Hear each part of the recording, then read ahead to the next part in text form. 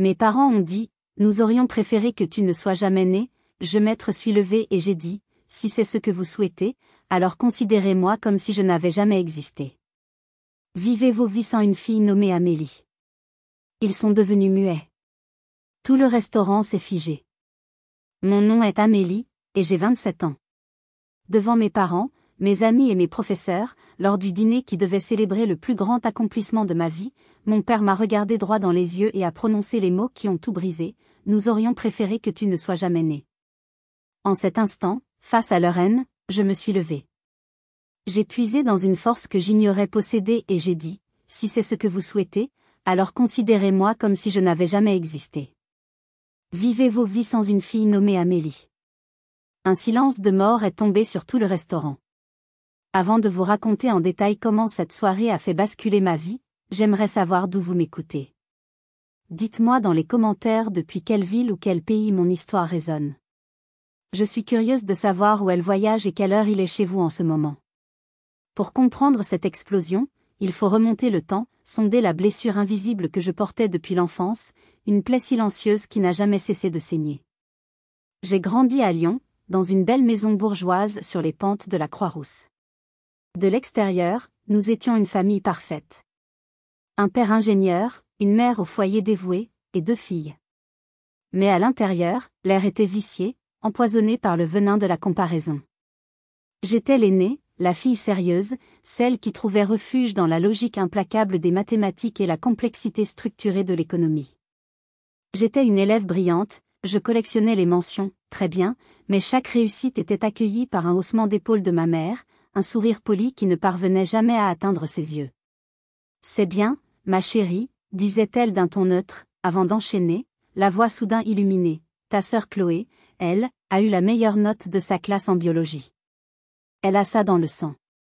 Elle sauvera des vies. Chloé, ma petite sœur, était le soleil autour duquel tournait notre univers familial. Tout ce qu'elle faisait était source d'émerveillement. Son simple désir de devenir médecin était devenu la légende familiale, l'épopée que mes parents narraient avec des trémolos dans la voix à chaque dîner, à chaque fête, comme si elle portait sur ses frêles épaules l'honneur et l'avenir de toute notre lignée. Moi, avec ma passion pour la stratégie d'entreprise et les marchés financiers, j'étais perçue comme une anomalie. Une fille pragmatique, presque froide, destinée à une vie terne derrière un bureau. J'étais l'ombre nécessaire pour que la lumière de Chloé brille plus fort. Le souvenir le plus vif, le plus cruel, reste celui de mes 15 ans. Pour des raisons pratiques, nous fêtions notre anniversaire le même jour. Sur la table du salon trônait un magnifique fraisier, mon gâteau préféré. En grandes lettres calligraphiées de sucre rose, une phrase s'étalait, « Joyeux anniversaire à notre futur docteur, Chloé ». Mon nom ? Il avait été ajouté en bas, à la va-vite, avec un tube de glaçage au chocolat dont le trait était tremblant et presque illisible. C'était si petit, si maladroit, qu'un oncle, en se penchant pour couper une part, avait lancé d'une voix forte, « Ah, mais c'est aussi l'anniversaire d'Amélie ». On avait presque oublié. Toute la famille avait ri. J'avais ri aussi, un rire aigu qui sonnait faux à mes propres oreilles. J'avais murmuré que ce n'était pas grave, que l'important était d'être ensemble. Mais à l'intérieur, quelque chose s'était brisé. Ce jour-là, j'ai compris que je n'étais qu'un détail dans le tableau de leur vie. Cette prise de conscience a forgé mes décisions. J'ai choisi d'intégrer HEC Paris, non seulement par ambition, mais par instinct de survie. Je devais devenir indépendante, et vite. Je ne voulais plus jamais dépendre de leur approbation ou de leur argent. Dès ma première année sur le campus de Jouy-en-Josas, j'ai multiplié les petits boulots. Le week-end, je servais dans un bistrot bondé du 5e arrondissement, courant entre les tables, le bruit des couverts et des conversations se mêlant à ma fatigue. Les soirs de semaine, je faisais de la saisie de données pour un cabinet d'avocats, mes yeux piquant devant l'écran jusqu'à 2 heures du matin. Pendant ce temps, Chloé, installée dans un joli studio payé par mes parents dans le quartier latin, n'avait qu'une seule préoccupation, ses études de médecine. Ses livres hors de prix, ses sorties, ses vacances, tout était financé. Par mes parents, et par moi. Chaque mois, une part significative de ce que je gagnais avec tant d'efforts était virée sur leur compte. C'est pour aider ta sœur, elle a des besoins que tu ne peux pas comprendre, justifiait mon père au téléphone. Je ne disais rien. Je pensais que c'était mon rôle, mon devoir de grande sœur. Je me persuadais que si je sacrifiais assez, si je donnais sans compter, un jour, il finirait par voir ma valeur. Un jour, il serait fier. C'est avec cet espoir fou, cet espoir tenace et irrationnel, que j'ai poussé la porte de ce restaurant chic sur la presqu'île de Lyon. J'entrais le cœur battant, sans savoir que cette soirée allait devenir le pire cauchemar de ma vie et le premier jour de ma libération. Le restaurant était magnifique. Un de ces établissements lyonnais réputés, avec des boiseries sombres, des nappes blanches impeccables et un service feutré. J'avais tout organisé, tout payé avec mon premier vrai bonus. Je voulais que ce soit parfait. C'était la consécration de 5 années d'efforts surhumains, l'aboutissement d'un rêve.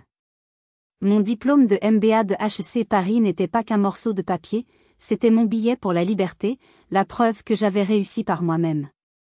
J'avais invité les personnes qui comptaient, mes amis les plus chers, ceux qui m'avaient vu réviser jusqu'à l'épuisement, quelques collègues de mon cabinet de conseil à la Défense, qui avaient fait le déplacement depuis Paris, et mon directeur de thèse, M. Allard, un homme que je respectais infiniment. Et bien sûr, mes parents. Je voulais, pour une fois, les voir briller de fierté à travers moi. Les invités arrivaient, et le ballet des compliments a commencé. Félicitations, monsieur et madame Dubois, vous avez une fille exceptionnelle, a lancé un de mes amis. Un tel parcours, c'est remarquable, a ajouté un collègue. Je guettais la réaction de mes parents, espérant une lueur dans leurs yeux, un sourire sincère.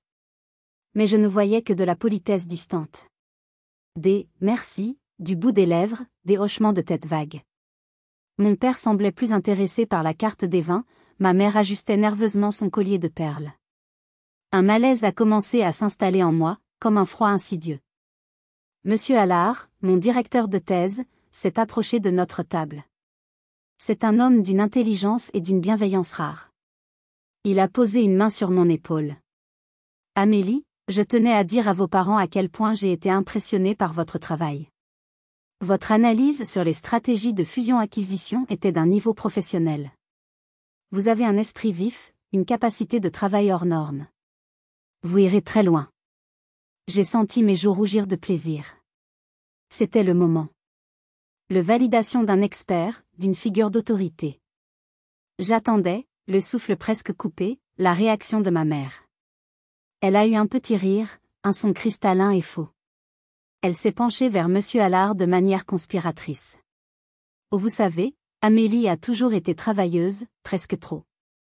Mais notre vraie fierté, c'est notre cadette, Chloé. Elle est en 5e année de médecine. Elle a une vraie vocation. Elle sauve des vies, elle ne passe pas ses journées à faire des graphiques sur un ordinateur. Le coup a été si violent que j'ai eu l'impression de recevoir une gifle. Le sourire de monsieur Allard s'est figé. Mes collègues, à côté, ont échangé un regard gêné. J'ai gardé mon propre sourire vissé sur mon visage, mais à l'intérieur, tout s'effondrait. J'ai essayé de me raisonner, de me dire qu'elle était maladroite, qu'elle ne mesurait pas la portée de ses mots. Je sentais la colère monter en moi. Honnêtement, je veux vous poser une question. À ma place, qu'auriez-vous fait? Seriez-vous resté silencieux ou auriez-vous explosé? Dites-le moi dans les commentaires, j'ai vraiment besoin de savoir ce que vous en pensez. Le plat principal est arrivé, une magnifique volaille de Bresse. Mon patron, monsieur Durand, un associé du cabinet, a levé son verre. Je voudrais porter un toast à Amélie, a-t-il déclaré d'une voix forte. Elle a rejoint notre équipe il y a 6 mois et elle a déjà fait des merveilles. Le projet qu'elle pilote actuellement est crucial, et grâce à son acharnement, nous sommes sur le point de signer un contrat majeur. Nous lui avons d'ailleurs confirmé son embauche en CDI et une promotion est déjà envisagée pour la fin de l'année. Toute la table a applaudi chaleureusement. C'était plus que ce que j'aurais pu espérer. C'était une reconnaissance professionnelle, publique, indéniable. J'ai tourné mon regard plein d'un dernier espoir fou vers mon père. Il a pris une gorgée de son Saint-Joseph, a essuyé ses lèvres avec sa serviette, puis a regardé monsieur Durand avec un petit air suffisant. C'est bien, a-t-il concédé.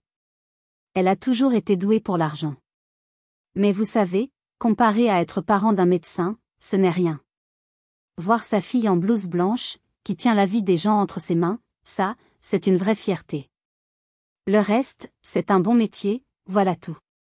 Le silence qui a suivi était glacial. Le poids de son dédain était palpable. Il n'avait pas seulement minimisé mon succès, il l'avait qualifié d'inférieur. Il avait établi une hiérarchie de la valeur humaine, et j'étais en bas de l'échelle. J'ai vu la pitié dans les yeux de mes amis. J'ai vu l'incompréhension sur le visage de mon patron. Ce soir-là, ils n'ont pas seulement gâché ma fête. Ils ont tenté de me voler ma dignité, de me réduire à néant, devant les personnes dont l'estime comptait le plus pour moi.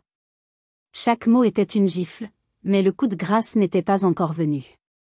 Ce que mon père allait dire ensuite, devant tout le monde, allait tout faire voler en éclats. Le reste du repas s'est déroulé dans une brume. Je répondais aux questions, je souriais, mais mon esprit était ailleurs. J'étais comme une spectatrice de ma propre vie, regardant cette scène absurde se dérouler. À l'intérieur, un volcan grondait, la lave de la colère et de la tristesse accumulée pendant 27 ans menaçait d'entrer en éruption. Le moment fatidique est arrivé avec le dessert.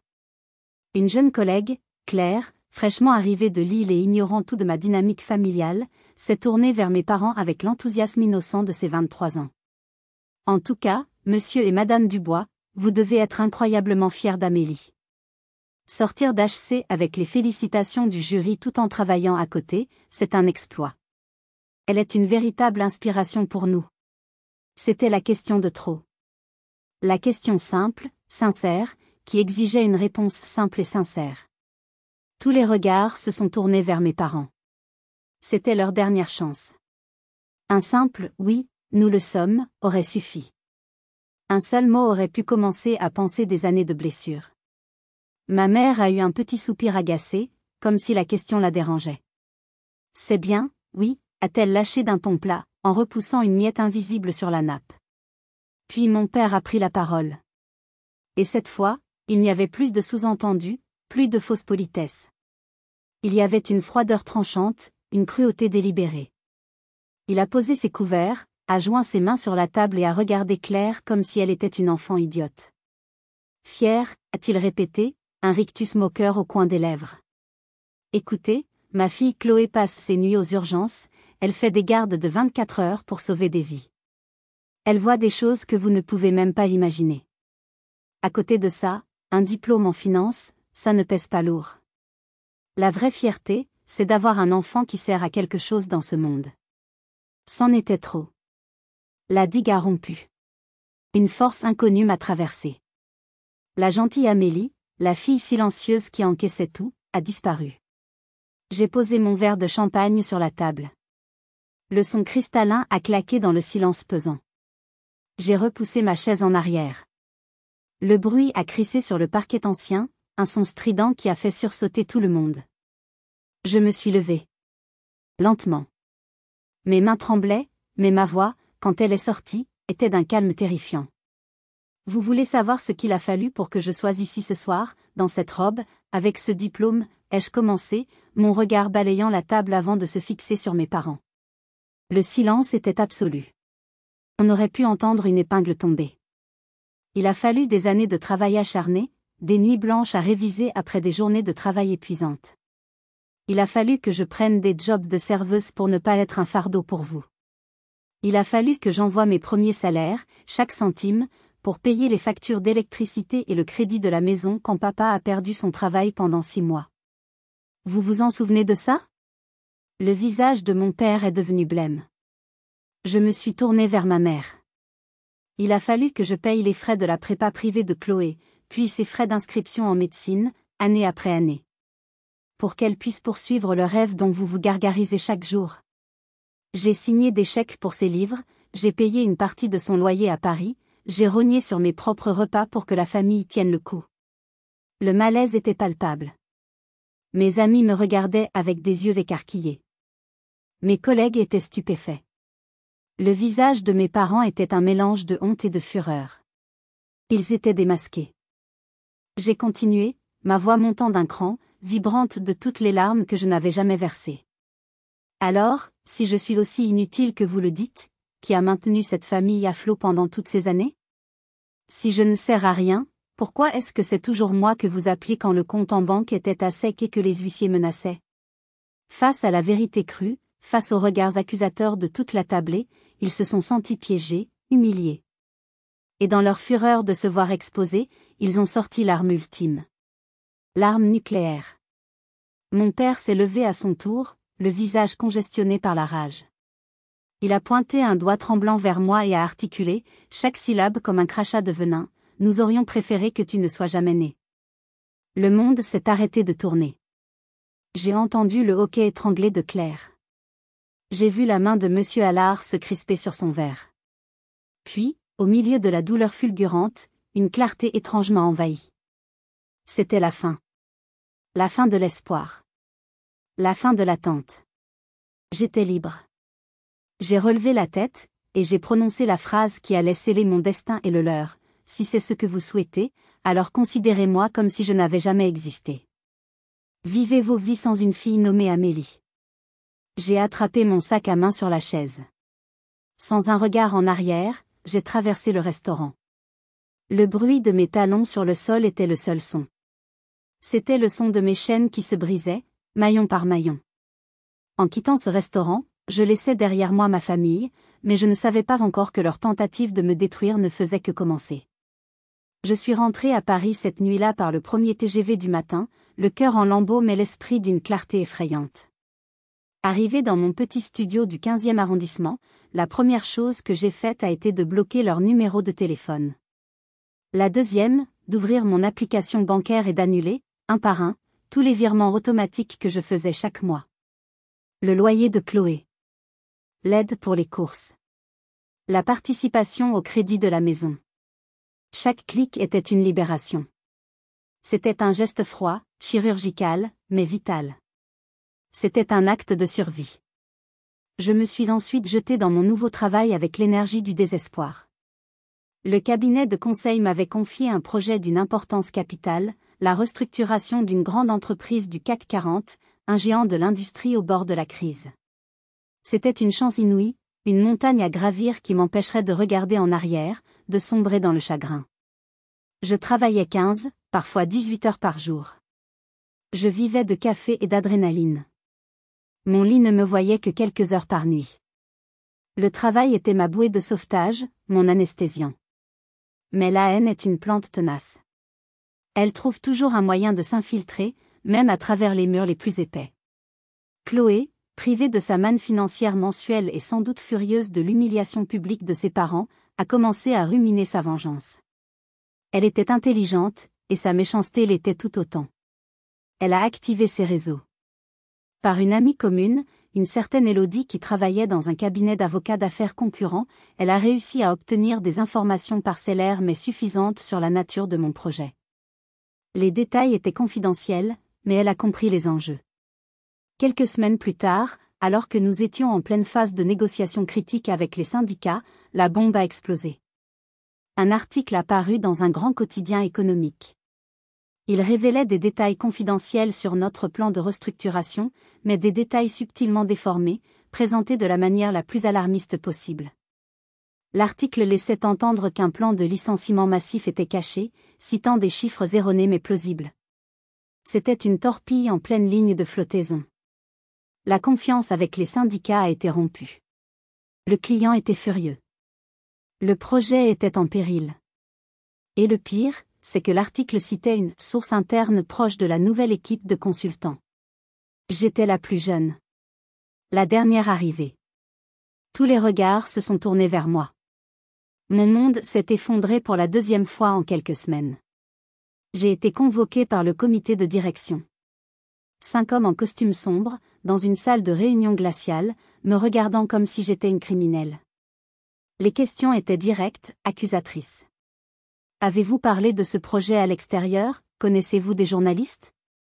J'ai clamé mon innocence, mais ma voix tremblait. Je n'avais aucune preuve. Mon nom était traîné dans la boue. Ma carrière, qui commençait à peine, était sur le point d'être pulvérisée. On m'a retiré mes accès au projet. J'étais confiné à mon bureau, avec pour seule tâche de trier des archives. Mes collègues m'évitaient, me lançaient des regards suspicieux dans les couloirs. Leurs portes de bureau se fermaient sur mon passage. J'étais devenue une paria, une pestiférée. Attendez, je dois reprendre mon souffle. Rien que de repenser à cette trahison, ma gorge se serre encore. Vous savez, la douleur physique n'est rien comparée à celle d'être poignardé dans le dos par sa propre sœur. La personne pour qui j'avais sacrifié une partie de ma jeunesse, la personne que j'avais soutenue financièrement et moralement, venait de tenter de détruire ma vie, mon avenir, par pure jalousie et par vengeance.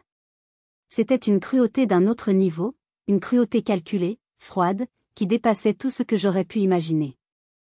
Je passais mes soirées seule dans mon studio, à pleurer et à refaire le fil des événements. Comment prouver que je n'y étais pour rien? Comment combattre une ennemie invisible qui portait mon propre sang? Je savais que c'était Chloé. Je le sentais au plus profond de moi. Mais je n'avais rien. Elle avait été prudente, utilisant des intermédiaires, ne laissant aucune trace directe. J'étais seule, piégée. J'avais l'impression que la malédiction de mon père était en train de se réaliser. Ils ne m'avaient pas seulement renié, ils étaient en train de m'effacer du monde professionnel, de m'anéantir. J'étais au bord du gouffre, ma carrière sur le point d'être anéantie par ma propre sœur. Je n'avais qu'une seule chance de prouver mon innocence, et tout dépendait d'un seul email que j'avais failli effacer, un email qui me semblait anodin mais qui contenait la clé de tout. L'email en question était perdu au milieu de centaines d'autres. Il datait de quelques semaines. L'expéditrice se présentait comme Sophie Martin, une prétendue étudiante en droit des affaires qui me contactait pour des conseils. Elle disait avoir eu mon contact par Élodie, l'amie de Chloé. Ces questions étaient flatteuses mais très précises sur mon secteur, sur le type de mission que je menais. Sur le moment, j'avais trouvé sa curiosité un peu insistante, mais j'avais mis ça sur le compte de l'enthousiasme d'une jeune étudiante. J'avais répondu poliment, en restant vague. En le relisant, au milieu de mon désespoir, un détail m'a sauté aux yeux. Dans un de ses messages, pour justifier son intérêt pour mon cabinet, elle mentionnait avoir assisté à une conférence qui n'avait jamais eu lieu, mais elle la situait près de la faculté de médecine de Chloé. C'était une erreur, une petite faille dans son scénario. C'était mince, mais c'était tout ce que j'avais. C'est là que l'allié le plus inattendu qui soit est entré en scène. Marc, l'un des directeurs associés du cabinet. La cinquantaine, une réputation d'être aussi froid qu'un iceberg et aussi exigeant qu'un général. Il ne m'avait jamais adressé plus de 3 mots, et ses regards en réunion pouvaient vous glacer le sang. Mais il était aussi connu pour une chose, son intégrité à toute épreuve et sa haine viscérale de l'injustice. J'ai pris mon courage à 2 mains, j'ai bravé le barrage de sa secrétaire et j'ai demandé à le voir. Je suis entrée dans son immense bureau d'angle qui dominait la défense, me sentant toute petite. Tremblante, je lui ai tout déballé. L'histoire de ma famille, le dîner à Lyon, la rupture, mes soupçons sur la vengeance de ma sœur, et enfin, cet email de Sophie Martin. Je m'attendais à être éconduite, à ce qu'ils me disent que mes drames familiaux ne l'intéressaient pas. Au lieu de ça, il m'a écouté en silence, les doigts croisés sous son menton, son regard perçant fixé sur moi. Quand j'ai eu fini, il est resté silencieux pendant 1 minute qui m'a paru une éternité. Puis, il a dit d'une voix calme, « L'injustice et la malhonnêteté sont les 2 choses que je ne tolère pas, Amélie. Donnez-moi une copie de ces emails. Laissez-moi faire. » Marc a été d'une efficacité redoutable. Il a mobilisé discrètement le service de sécurité informatique, des génies qui travaillaient dans l'ombre. En moins de 24 heures, ils ont fait des miracles. L'adresse IP de Sophie Martin a été tracée. Elle ne menait pas à une étudiante, mais à un cybercafé situé à exactement 2 rues de l'appartement de Chloé à Paris. Ils ont aussi découvert que cette Sophie Martin avait un profil sur un réseau social professionnel, créé 1 semaine avant le premier contact. Sa seule connexion était Élodie, l'amie de Chloé. Le piège se refermait. Le coup de grâce est venu de l'analyse des métadonnées de la fuite. Le document qui avait été envoyé aux journalistes n'était pas la version finale du plan de restructuration, mais une version intermédiaire. Une version qui contenait une erreur de calcul que j'avais moi-même identifiée et corrigée par la suite. Seules 5 personnes avaient eu accès à cette version précise, et j'étais l'une d'entre elles. Mais surtout, le document avait été transmis via un service de transfert de fichiers anonymes, depuis un ordinateur non identifié. Armés de ce faisceau de preuves concordantes, Marc et moi sommes allés voir le comité de direction. La vérité a éclaté. Mon nom a été lavé sur le champ. Les excuses ont été plates, mais sincères. Pour se racheter de m'avoir soupçonné, le comité a pris une décision spectaculaire. Non seulement j'ai été réintégré au projet, mais on m'en a confié la direction opérationnelle, avec Marc comme superviseur et mentor. C'était une victoire éclatante. J'avais non seulement survécu à la trahison, mais j'en étais sortie grandie, plus forte. J'ai mené le projet à son terme avec une énergie décuplée. Nous avons sauvé le contrat, et l'entreprise. Le succès a été total. Les félicitations de mes collègues, le respect nouveau dans le regard de tous, et la prime exceptionnelle que j'ai reçue, tout cela avait un goût de revanche inouï. J'ai utilisé cet argent non pas pour des futilités, mais pour poser la première pierre de ma nouvelle vie, la compte pour mon propre appartement. Après des semaines de recherche, j'ai trouvé la perle rare, un petit 2 pièces avec un balcon filant, au dernier étage d'un immeuble du 15e arrondissement, avec une vue imprenable sur les toits de Paris. Le jour où j'ai tenu les clés dans ma main, j'ai pleuré de soulagement et de fierté. J'avais gagné la bataille au travail, mais une autre confrontation se préparait. Un matin, alors que je déballais mes cartons, mon téléphone a vibré. Un numéro que j'avais espéré ne plus jamais revoir s'affichait, celui de ma mère. Le téléphone a vibré sur le plan de travail de ma nouvelle cuisine, au milieu des cartons et du papier bulle. Le nom, maman, s'affichait en lettres blanches sur fond noir. Mon cœur a raté un battement. Pendant des mois, il n'y avait eu qu'un silence assourdissant. Un silence que j'avais initié, mais qu'ils n'avaient jamais cherché à briser. Et maintenant, ils appelaient. Mon premier réflexe a été d'ignorer. J'ai regardé l'appareil vibrer, encore et encore, jusqu'à ce que le silence revienne. Mais une minute plus tard, il a recommencé. C'était le numéro de mon père. Puis de nouveau ma mère. Ils étaient insistants.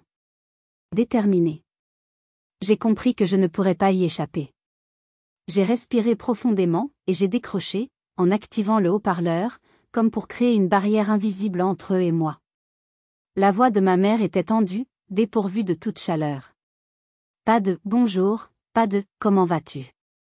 Elle est allée droit au but, avec une urgence qui frisait l'agressivité. Amélie, on a de gros problèmes. Ta sœur, elle n'a pas vu l'internat qu'elle voulait à Lyon. Elle est sur liste d'attente pour un poste à Saint-Étienne, tu te rends compte? Elle est complètement démoralisée. Et nous avons des difficultés financières. Les virements que tu faisais, ils nous aidaient beaucoup. Je suis restée silencieuse, laissant ces mots flotter dans l'air de mon appartement vide. Des difficultés financières. Bien sûr. J'avais été leur complément de revenus, leur assurance vie, leur plan de secours pendant si longtemps. La machine s'était arrêtée, et maintenant, le moteur était en panne. C'est mon père qui a pris le relais, et sa voix était celle que je détestais le plus. La voix de l'autorité patriarcale, celle qui ne demande pas mais qui exige. C'est ton devoir de nous aider, Amélie. Nous sommes tes parents, quoi qu'il se soit passé. Et Chloé est ta sœur. Tu gagnes très bien ta vie à Paris, nous le savons par ta tante. Tu as même acheté un appartement. Tu dois nous envoyer de l'argent. Ce n'est pas une question. Le mot « devoir ». Il a explosé dans ma tête. Le devoir de me taire, le devoir de payer, le devoir de m'effacer. J'ai repensé à la trahison de Chloé, à la tentative de destruction de ma carrière. Une froide détermination a envahi chaque cellule de mon corps. La peur avait disparu. Mon devoir, ai-je répondu, ma voix d'un calme que je ne me connaissais pas, mon devoir envers vous a pris fin le soir où vous m'avez dit que vous auriez préféré que je ne sois jamais née. Et mon devoir envers Chloé a pris fin le jour où elle a essayé de me faire renvoyer pour se venger. Il y a eu un silence stupéfait à l'autre bout du fil. Il ne s'attendait pas à ça. Il s'attendait à ce que je cède, comme toujours. Mon père a été le premier à réagir, sa voix étranglée par la fureur. Comment oses-tu remuer le passé? Nous t'avons élevé, nous t'avons tout donné. Tout donné, ai-je rétorqué, un rire sans joie m'échappant. Vous m'avez donné le sentiment de n'être jamais assez bien. Vous m'avez donné le rôle de la banque familiale.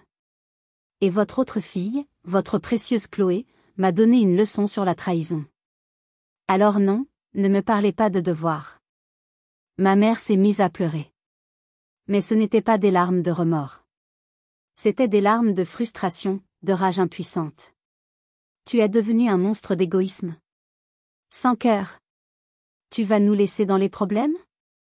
Tu vas laisser ta sœur abandonner ses études de médecine? Tout ça par orgueil?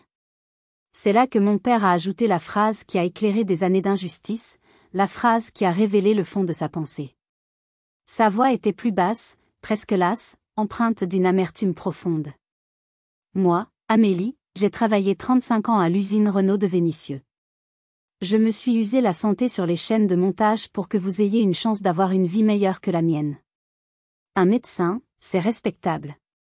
C'est quelqu'un qui aide les gens, qui a un vrai statut. Pas ces gens qui brassent de l'argent et du vent dans des tours de verre à Paris.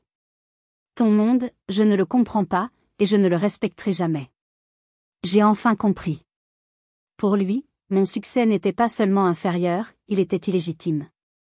C'était le mépris de l'ouvrier pour le col blanc, la méfiance provinciale envers la capitale. Mon monde lui était étranger, et donc, il le rejetait en bloc. Je ne vous dois plus rien, ai-je dit fermement, ma décision irrévocable. La famille dont vous parlez, vous l'avez brisée vous-même. J'ai ma propre vie maintenant. Je vous demande de ne plus jamais m'appeler. Tu le regretteras, a hurlé ma mère avant que je ne raccroche. Le sang, c'est le sang. Un jour, tu seras seul et tu auras besoin de nous. J'ai raccroché, les mains tremblantes mais le cœur étrangement en paix. Je pensais que c'était la fin de l'histoire. Mais j'ai vite réalisé qu'il y avait une meilleure façon de leur répondre, une façon qui serait bien plus puissante que des mots ou que le silence. Après cet appel téléphonique, une certitude s'est ancrée en moi, le silence ne suffisait plus. La confrontation directe était stérile. Ils ne comprendraient jamais, car ils refusaient de voir leur propre toxicité. Ma vraie réponse, ma seule revanche valable, ne serait pas dans la colère ou le mépris, mais dans l'accomplissement. Une réussite éclatante, visible, publique, qui raconterait mon histoire sans que j'aie besoin de prononcer leur nom. Une réussite qui transformerait ma douleur en inspiration. Ce soir-là, dans mon appartement encore à moitié vide, je me suis assise devant mon ordinateur portable. J'ai ouvert mon profil LinkedIn. Ce réseau, que je n'utilisais que comme un simple CV en ligne, était devenu un lieu d'échange, de témoignage. J'ai fixé le curseur clignotant pendant un long moment, puis j'ai commencé à écrire. Avec mes tripes. Je n'ai utilisé aucun nom, aucun lieu. J'ai parlé d'une jeune femme, d'une fille aînée dans une famille où seule la cadette semblait exister. J'ai décrit avec des mots simples mais crus le poids de la comparaison constante, le sentiment d'être une variable d'ajustement financière, la douleur lancinante de ne jamais entendre les mots « je suis fière de toi ». J'ai raconté comment cette jeune femme, au lieu de se laisser définir par ce manque d'amour, avait transformé chaque humiliation en carburant. Comment elle avait travaillé 2 fois plus dur, non pas pour leur prouver sa valeur, mais pour se la prouver à elle-même, pour construire sa propre estime, brique par brique. J'ai parlé de la solitude, du doute, mais aussi de la force insoupçonnée que l'on trouve au fond de soi quand on n'a plus rien à perdre.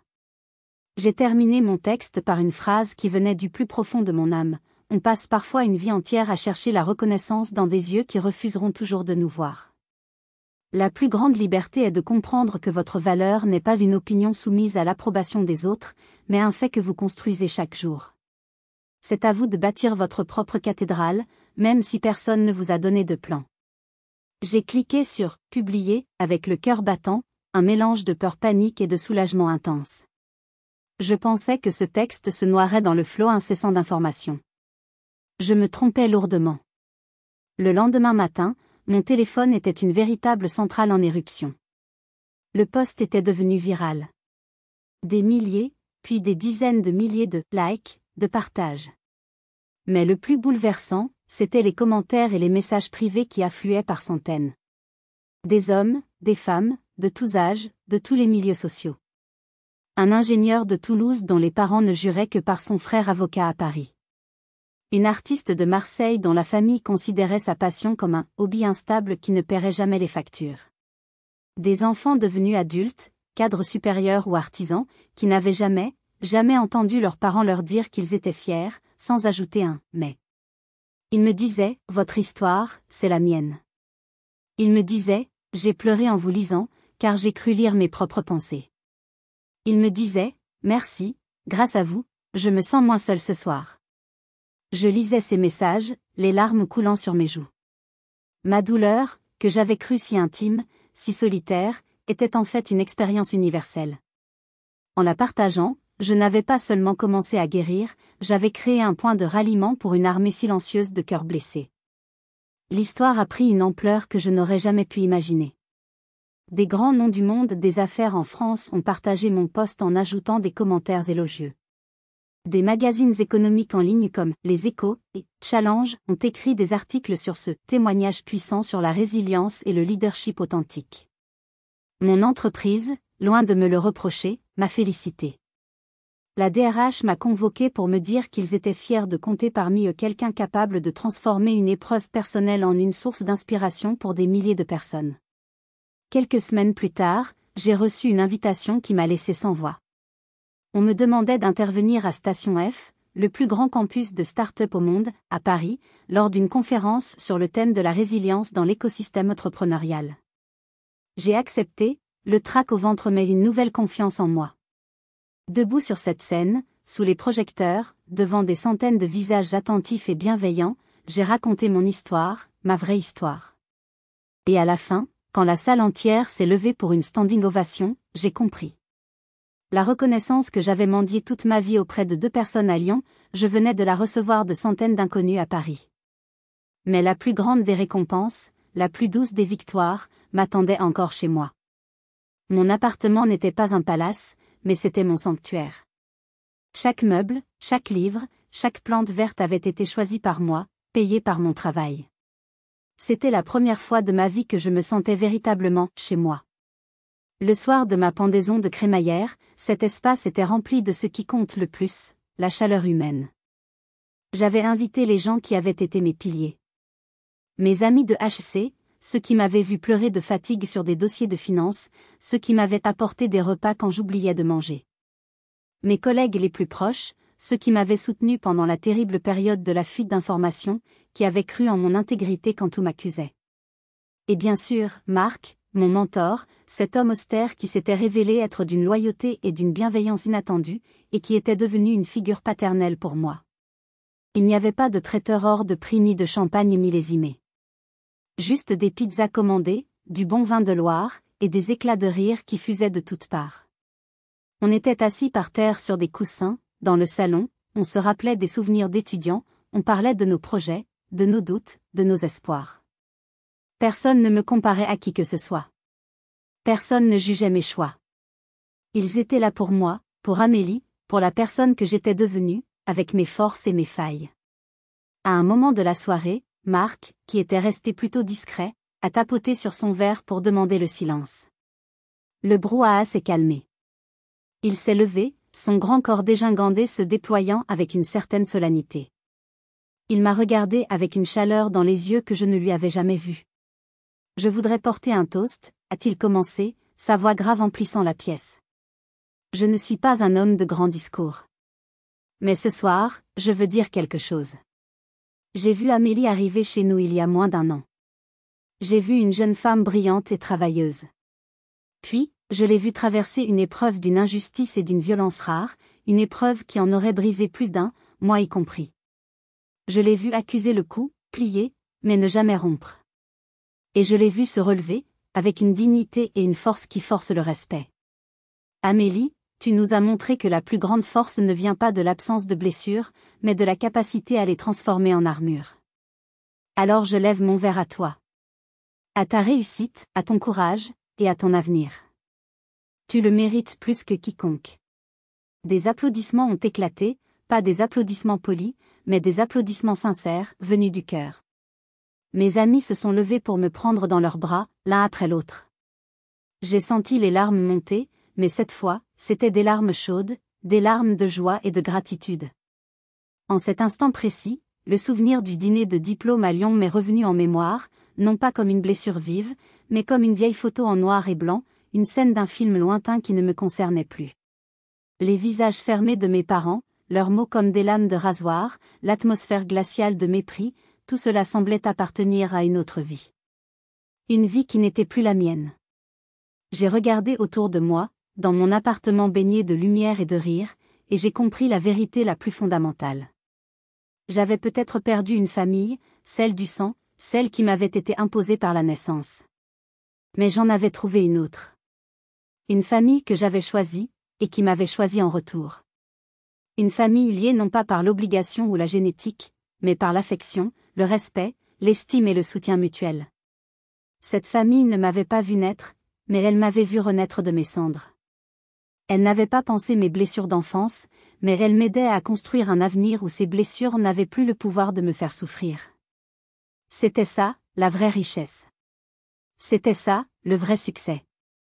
Ce soir-là, en regardant les lumières de Paris scintiller depuis mon balcon, j'ai compris la vérité la plus importante de toutes.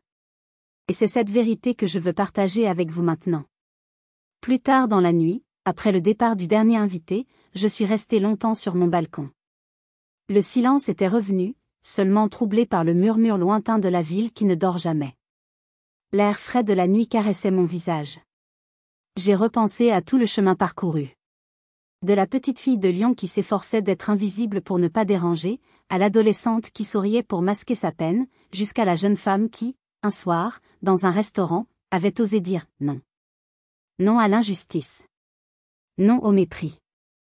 Non à une relation toxique qui l'étouffait depuis sa naissance. Chaque larme versée en secret, chaque sacrifice silencieux, chaque nuit d'insomnie passée à douter de moi-même, tout cela m'avait mené ici, sur ce balcon, seule mais pas solitaire, fatiguée mais sereine, libre.